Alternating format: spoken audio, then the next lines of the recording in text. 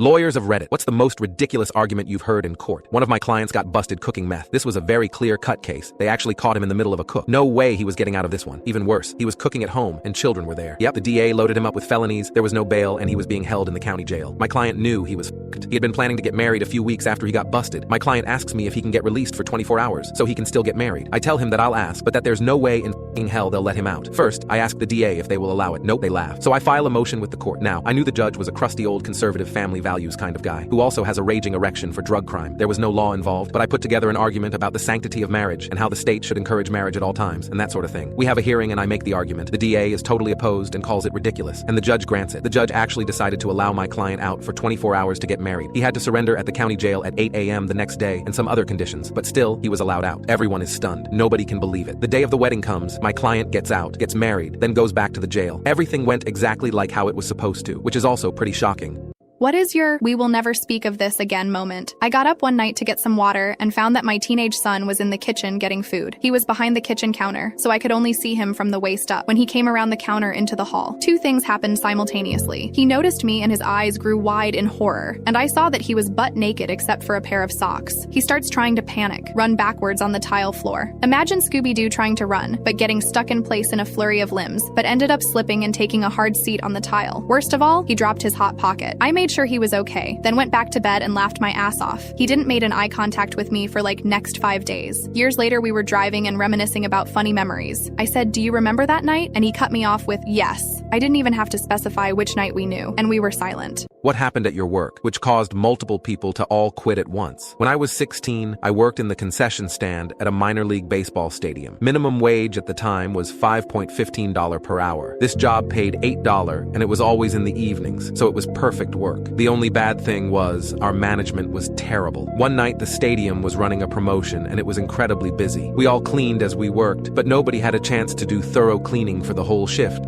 because of the never-ending horde of hungry baseball fans. The manager showed up and throws the biggest tantrum ever over the unswept floor. She announces, "Listen up, you lazy people. Minimal work gets minimal pay. Everybody is being paid minimum wage tonight because you slobs won't clean up anything." Both of our bartenders in the bar back quit on the spot, which caused a chain reaction. We all took off our aprons and hats to leave. She blocked the exit and was red in the face from screaming. So one of the cooks climbed out of one of the big serving windows where we served customers. So I did the same, and most of the staff followed.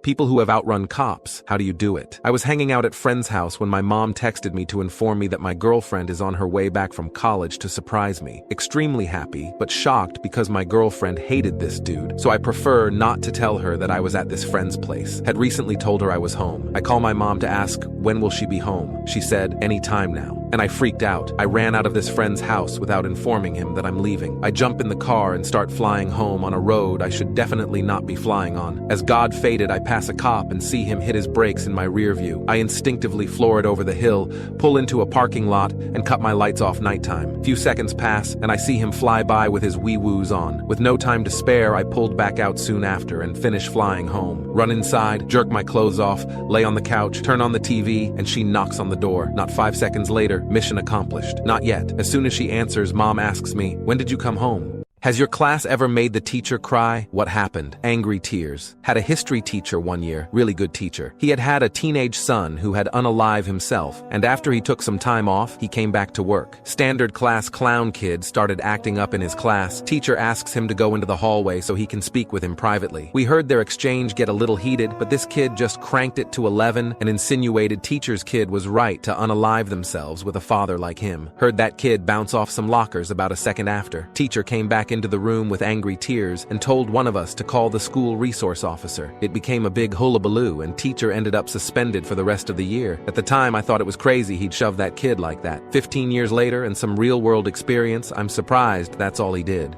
Survivors of attempted murder. What's your story? I was 16 and asleep when I just felt something wrong. I rolled over to see someone who looked like my father standing beside my bed. I said, "Dad." That's when he jumped on the bed and shoved his hand into my panties and into me. And at first I went into shock, thinking my own father was doing this. He then started choking me hard, and I realized it wasn't my father. I started fighting back, managing to get my knee into his groin. His hands fell away from my throat and I screamed like never before. He paused, unsure of whether or not to stay or to leave. After a few seconds of contemplating, he drove out my window. I was so incensed. I chased him to the window and kept screaming at him. Hours later, I noticed an extension cord was out of place in my room. I pulled it out from around the corner of my bed, and the end had been fashioned into a noose big enough to fit around my head. So it was finally then that 16-year-old me realized this man who broke in and had intended to actually strangle me to death. And for whatever reason, I had woken up in time to catch him before he got that far. Gamers of Reddit, what are the strangest things you've heard over an open mic? Was getting full-on cussed out by a kid easily around 5 or 6. He was literally saying, "F you, you effing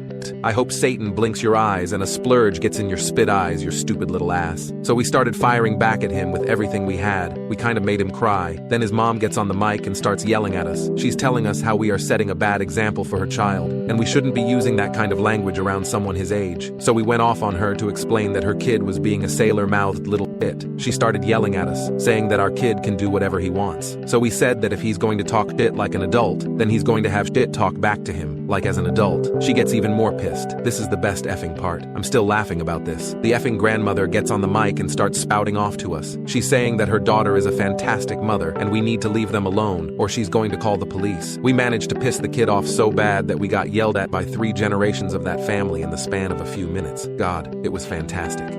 What was it your little one said that left you speechless? My son asked in front of a black man, "Why do you have chocolate skin?" The man told my son, "That's God's favorite flavor, so I'm lucky." My son agreed with him. There was also a time when my cousin was a preschooler. He was waiting in a doctor's office when a black man walked in. My little cousin piped up with, "Look at the dirty man." Before my aunt could apologize, the man said, "Young man, this is what happens if you don't take a bath every night like your mom tells you to." He was a sweetheart and apparently very comfortable in his own skin. My aunt was quick to tell my cousin that the man was joking and that was his natural color. My cousin was begging to have a skin color change as they left the office. What is the worst thing a woman has done on a first date? Right before I went out with her, I checked her Twitter and she was live tweeting everything. She was tweeting about her preparation and arrival to meet me, and so on. Throughout the entire date, she was constantly typing on her phone. At that point, I had already concluded that the date was over in my mind. However, I purposely made it even more awkward to see how she would react by the time we finished dinner and drinks. I had made it so uncomfortable and awkward in her tweets. Her tweets were just hilarious. We got up and walked outside and I said, "I guess there's no chance of a second date." She asked, "What do you mean?" I replied, "Well, you tweeted 17 minutes ago that you're definitely not going out with this guy again." She looked wide-eyed and surprised. I told her that within 5 minutes of the date, she had tweeted 3 times, and it was incredibly disrespectful to me. So I intentionally made it the worst day possible. She tried to apologize, and I accepted it, but I didn't want to see her again. I told her to keep her phone in her pocket on her next date. She learned something valuable that day.